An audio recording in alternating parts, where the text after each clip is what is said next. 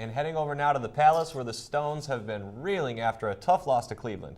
The Pistons fought hard against the Cavaliers and held the rest of the team to 33% shooting. It's pretty good. The reason they lost 103-95, they couldn't contain big-time players like LeBron, who scored 32, and cousin Kyrie Irving, who scored 38.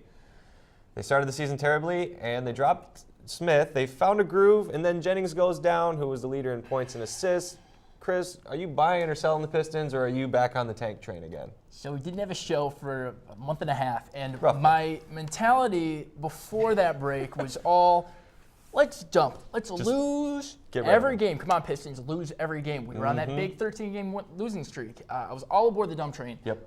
Lose, I shouted from the hilltops. But then we cut Josh Smith, and things changed. And they started to win. Started to win, and we looked good doing it. We beat Dallas and San Antonio in Dallas and San Antonio. We had not done that since 1997.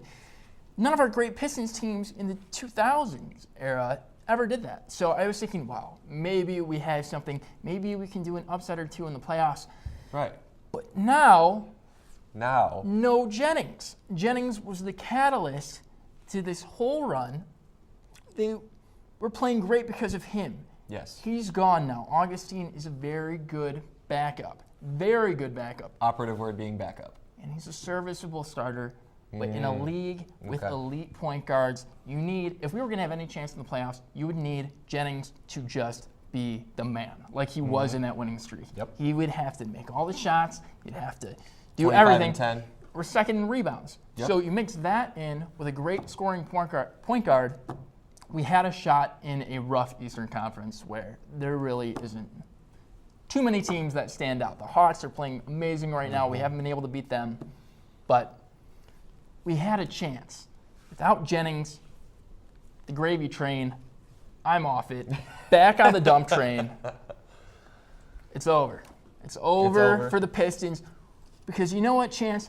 A lottery pick is more important than being the 8th seed and losing in 5 games. It just is. It helps your team in the future.